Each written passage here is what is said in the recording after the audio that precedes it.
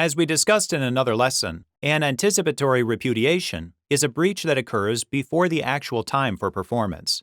Unfortunately, it's not always easy to determine whether an anticipatory repudiation has occurred.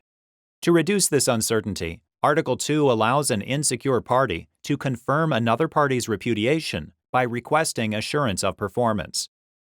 Under Article 2, if one party has reasonable grounds for insecurity regarding the other party's performance, the insecure party may demand, in writing, adequate assurance of future performance.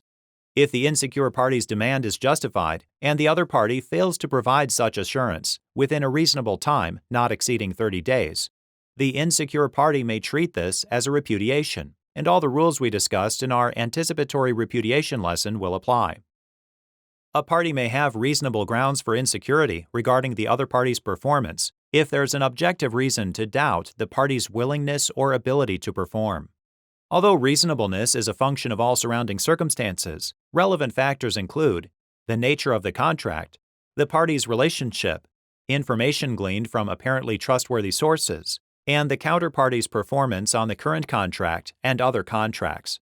Let's see how these factors apply by considering some examples. First, consider a scenario in which a furniture store contracted to buy handcrafted furniture from a local artisan. Under the party's contract, the store agreed to pay for the delivery prior to inspection, thereby assuming the risk of defective furniture. If the store later learned from a trustworthy source that the artisan delivered defective furniture to other customers, did the store have reasonable grounds for insecurity? No. Although the situation would have usually given a buyer reasonable grounds for insecurity, in this scenario, the party's contract placed the risk of defect on the store.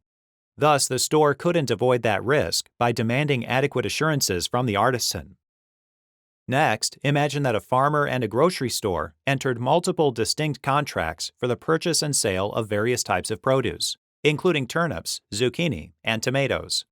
If the store fell behind on its payments under the parties' turnip and zucchini contracts, did the farmer have reasonable grounds for insecurity regarding the parties' tomato contract?